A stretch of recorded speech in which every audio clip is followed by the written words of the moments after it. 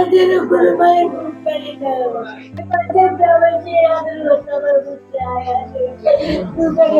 madem davacı adil olsa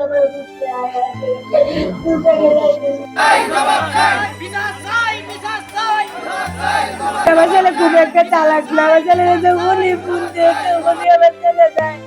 এমন কি গ্যারেজও প্রায় সময় থাকে আমার ফোন দিয়ে বলে যে রাখি, সেটা আমি জানতাম না, হয়তো দিত বা না সেটা আমি জানতাম না, কিন্তু না তাদের মধ্যে দ্বন্দ্ব ছিল না, কিন্তু প্রায় সময় আমি আমার কুলে আমার টাকা কম দিত, তখন আমি বলতাম যে টাকা তুই কি করছো, তো বলতো যে না মা আজকে রুমুলে টাকা নিছে, আমারে বলছে কাল পরশু দিয়ে দিবি, এরকম বল না। দ্বন্দ্ব হয়েছে কিনা আমি জানি না, কিন্তু দ্বন্দ্ব আমি দেখি নাই, জানি না, কিন্তু সবসময় ঘোরাফেরা করে। কাল কিভাবে দাবি করছি, এই ছেলেই সবসময় নিয়ে ঘুরে, কালকেও এই ছেলে ঘুরছে, কালকে সেরার নাম্বার আমি ফোন দিই, আমার নাম্বার দেখা সেরা ফোন বন্ধ করে দেয় রাত্রে 12টার পরে, সেরা ফোন বন্ধ করে, সেরা তো আমার নাম্বার চিনে, সে ফোন আমার রিসিভ করতে পারতো না, এর আগে কখনো না। আমি যদি ফোন দিয়ে বলে দেন আন্টি শুভ আমার গ্যারেজে আছে,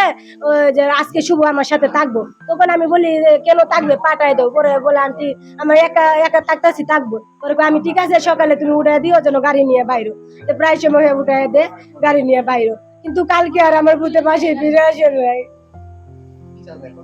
এখন আমি আমার ভূতের খুনির বিচার চাই, আমার ভূতেকে যে খুন গেছে আপনারা তদন্ত করে সেই খুনি বাড়ি করবেন।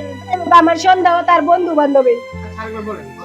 মনে করেন রাত্রে 8টা বাজে আমি ডিউটি থেকে আইসি, আয়া দিই আমার পুত বাসায় নাই, গাড়ি গাড়ি সারা বাপেরা জিগাইছি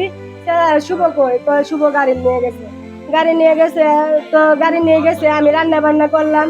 খাওয়া দাওয়া করলাম, করে দিই 11টা বাজে গেছে, এত রাত তো করে না, 10টা বা 11টা বেশি করে না, তো 12টা পার হয়ে যেতেছে এখনো আসে না, তো আমি ফোন দিলাম গ্যারেজে এক সেরা তাহে,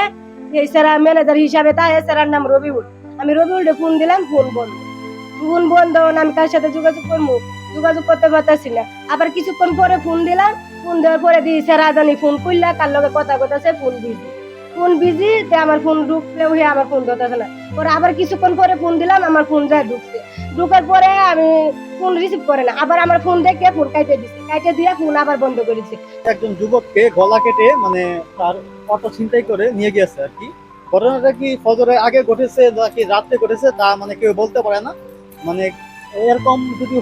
প্রায় সময় হয়ে থাকে এই এলাকায় তাহলে তো খুবই ভয়াবহ অবস্থা, যেহেতু আমরা চলাফেরা করি এবং ছোট বাচ্চারা আছে, মানে এরকম যদি ঘটতে থাকে তাহলে কিন্তু খুবই মারাত্মক অবস্থা হয়ে যাবে। এটার জন্য আমরা বিচার চাই,